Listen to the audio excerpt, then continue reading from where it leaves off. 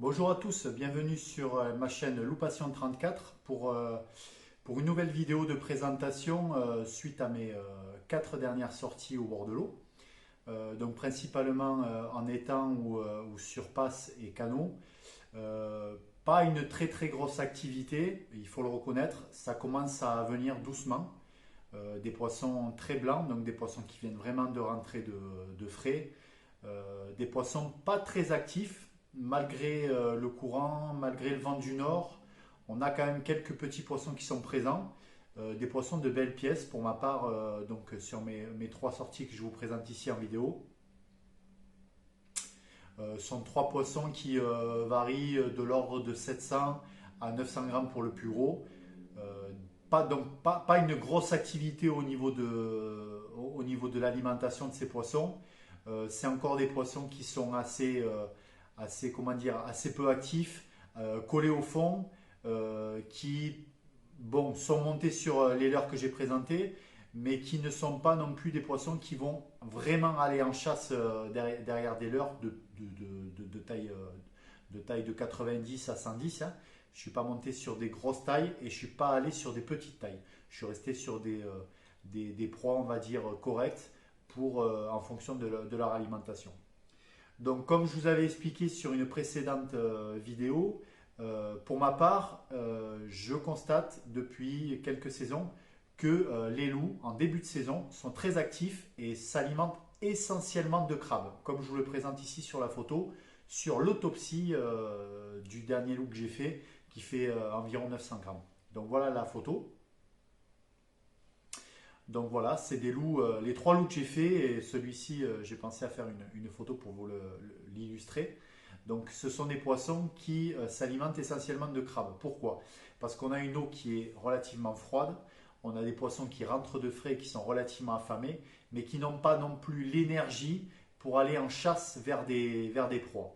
Donc les 3 loups que j'ai fait, certes, c'est avec des leurres, des poissons, des imitations de poissons, pas des imitations de crabes, mais on va dire que j'ai eu la chance de pouvoir lancer mon leurre ou de pouvoir le faire passer à l'endroit où le loup se trouvait, et donc forcément la proie lui passe devant, il n'a pas besoin comment dire, d'une grosse activité, d'une grosse dépense d'énergie pour monter sur la proie. Donc voilà, il est venu la prendre. Alors après, les leurres que j'ai présentés, je vous le présenterai juste derrière. C'est un leurre que je ne vous avais pas présenté sur le panel de leurres souple que j'utilisais. Euh, j'ai quand même mis de l'attractant sur les leurres, de l'alco, du catch scent, le bleu, qui est une odeur fortement anisée, qui peut être, alors, comme je vous l'avais dit à l'époque de la présentation des leurres et des attractants, certains y croient, certains y croient pas. Je pense qu'en début et fin de saison, il est peut-être pas mal de mettre de l'attractant. Euh, pour ma part, donc le catch scent, le bleu, c'est une odeur très anisée, donc c'est quand même une odeur qui peut potentiellement pas peut-être mettre plus en activité le poisson, mais va peut-être le forcer ou lui donner envie de le garder un peu plus longtemps en bouche, ce qui va vous permettre de faire un ferrage correct et ramener le poisson en toute sécurité pour conserver votre proie à minima jusqu'au bord de l'eau. Donc, comme je vous l'ai dit, une alimentation essentiellement basée de crabes. Donc, les 3 loups que j'ai fait les 3 autopsies. euh, En moyenne, entre 3 et 4 crabes de la taille d'une pièce de 2 euros, voire un peu plus.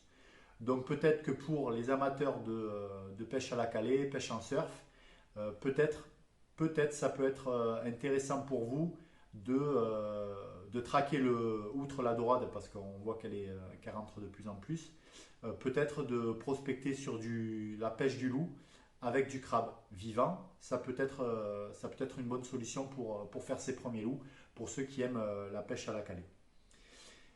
Deuxième point que je voulais aborder avec vous, c'est, alors vous verrez sur mes vidéos et sur ma chaîne très peu de vidéos au bord de l'eau. Pourquoi? Pour trois raisons. La première, c'est que je pêche essentiellement de nuit et j'ai pas un matériel adéquat pour faire des qualités, des vidéos de qualité de nuit.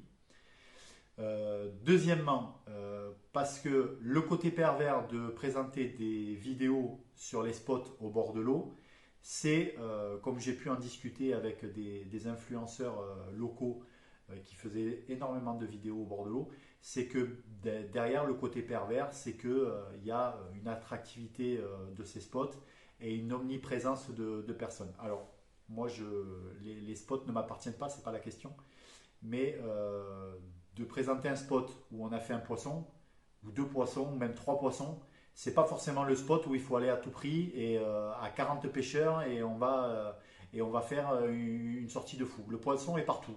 Le poisson est présent. Le poisson répondra ou pas au type de pêche que vous ferez, au type de leurre que vous utiliserez, en fonction de la lune, en fonction du coef, en fonction du courant, en fonction du temps, en fonction de son envie. C'est pas parce qu'on va présenter un spot bien particulier que c'est là qu'il se trouve le poisson et pas ailleurs. Ça, c'est faux. Alors moi, comme je l'ai dit dans ma vidéo de présentation, essentiellement, je pêche les étangs palavaciens, les étangs du bassin d'Auto, donc sur Frontignan, les étangs d'Ingril, l'étang des Mouettes, bon, c'est un étang qui peut se pêcher aussi, les étangs de Vic, l'étang de Villeneuve, l'étang de l'Arnelle. Enfin, je veux dire, il y a suffisamment d'étangs, de canaux, le Ponant, le Prévost. Enfin, je veux dire, il y a plein d'endroits différents, de composition ou de nature différentes. Et ces endroits sont tout aussi pêchants. Les quatre canaux, c'est un endroit très réputé qui, pour ma part, ne m'a jamais apporté de poisson. Et pourtant, c'est un endroit réputé et c'est un endroit pêchant. Voilà, bon, donc vous verrez quelques vidéos en bord de l'eau qui se feront essentiellement en journée. Mais la nuit, c'est vrai que pour ces raisons-là, je ne vous présenterai pas forcément de vidéos. Mais je ne vous cache pas les endroits où je vais. Bon, voilà, les trois poissons que j'ai fait sont des poissons que j'ai fait sur le secteur de Vic, sur des passes qui sont réputés, qui sont connus, qui parfois m'ont apporté des poissons comme là dernièrement. Et certaines fois, j'ai fait des capots à ces endroits-là et j'ai fait du poisson à des endroits inespérés. Le dernier point que j'aborde concernant les endroits où je vais, alors, on peut vous amener sur le meilleur endroit possible, même si je pense qu'il n'y en a pas. Il y en a des endroits qui sont peut-être un peu plus pêchants que d'autres. On peut vous amener sur le meilleur endroit, avec la meilleure canne, la meilleure tresse, le meilleur bas de ligne, le meilleur leurre, le meilleur attractant, le meilleur temps, la meilleure période, enfin, toutes les cartes sont de votre côté. Si vous avez une approche nulle sur le spot, vous ne ferez pas de poisson. Je m'explique. Sur des passes, n'hésitez pas à pêcher à 2-3 mètres de la passe, à balancer votre leurre sur la passe, à balancer votre leurre sur la fin de courant ou le début de courant. Prospecter, il faut prospecter un maximum, mais c'est l'approche et la discrétion qui peut-être pourra vous faire ou pas du poisson. Si vous avez une approche trop intrusive, trop présente, si vous avez une lune qui vous éclaire et que vous vous présentez sur le spot, vous allez créer de l'ombre. Si vous avez un éclairage particulier sur ce spot-là ou à proximité qui donne une luminosité importante sur le spot et que vous vous présentez brut sur le spot en créant forcément une ombre ou un passage ou un ombrage ou un déplacement de cailloux ou un poids ou un pas trop imposant, tout ça en fait, le poisson le ressent. Voilà. Donc essayez d'avoir une approche très discrète, comme l'ont les pêcheurs à la truite. Alors moi, initialement, j'ai appris à pêcher avec mon père la truite en rivière. Et croyez-moi que l'approche est très importante. Notamment quand vous allez vous aventurer sur des spots en waders. Parfois, prospectez d'abord hors de l'eau avant de commencer à rentrer dans l'eau. Et les déplacements dans l'eau doivent être discrets. Là, cette semaine, j'ai pu arriver sur un spot où j'ai vu des mecs avec des waders à des endroits improbables. Déjà pour moi, le spot il est mort, je ne peux plus y pêcher. Et moi et d'autres, hein. Mais je ne vois pas l'utilité de rentrer en waders à cette époque de l'année pour aller chercher 3-4 mètres de distance peut-être supplémentaire, mais en tout cas d'éloigner le poisson dans tous les cas. C'est des poissons qui sont la plupart du temps tapis sur le fond, pas très actifs. Si vous rentrez dans l'eau, vous retirez encore plus de chances de faire du poisson. Donc voilà. Ça, c'était pour le dernier point par rapport à l'approche, au spot, etc. Dernier point, en ce moment, on a un vent, pas forcément un vent du nord, on en a eu il y a une semaine et demie. Pour l'instant, on n'est plus sur du vent marin ou du vent de ouest-nord-ouest, et assez fort. Donc, n'hésitez pas à utiliser des leurres de 10, 12, 15, 18 grammes, voire 20 grammes. Pourquoi? Parce que ça va vous permettre déjà d'envoyer votre leurre à des distances qui sont cohérentes avec votre pêche. Vous allez pouvoir avoir un leurre malgré le vent, malgré le courant, qui va pouvoir descendre et pêcher. Et vous faites une pêche linéaire. Voilà, vous faites quelques tirées, quelques pauses éventuellement.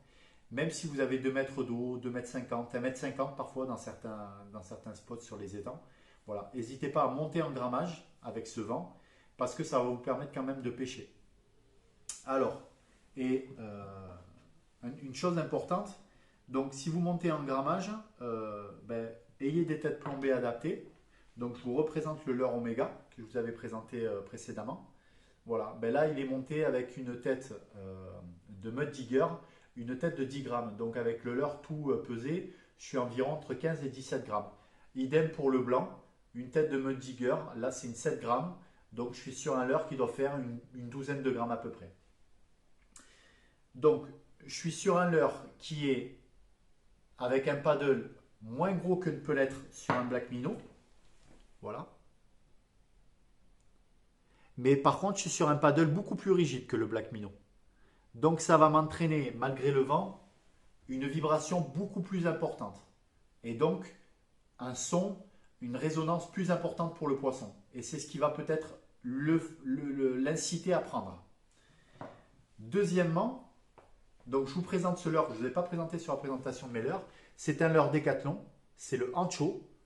Ça c'est le modèle 90 en, vous voyez, il est en combien de grammes? Il est en 12 grammes, donc tout monter, tout présenter, ça doit faire 13-14 grammes. Mais voilà, là on a quoi? On a un paddle qui est souple, comme peut l'être le Black Minnow. Par contre, on est sur un grand paddle. À la différence du Black Minnow de la même taille en 90. Donc ça va générer beaucoup plus de vibrations. Et donc générer une présence d'une proie éventuelle pour le loup qui va peut-être le rendre plus actif. Les 3 loups que je vous ai présentés en photo sont 3 loups que j'ai fait avec l'ancho. Voilà. J'ai eu quelques tapes avec l'Oméga en essayant de gratter le fond parce que du coup je suis sur une tête plombée de mud digger qui est adaptée à la pêche à gratter. Mais ne voyant pas forcément une très grosse activité en pêche à gratter, je suis parti sur une prospection en pêche linéaire un peu plus rapide, un peu plus active dans les courants et en sortie de courant. J'ai sorti mon épingle du jeu les 3 fois avec l'ancho. Donc voilà ce que je voulais préciser.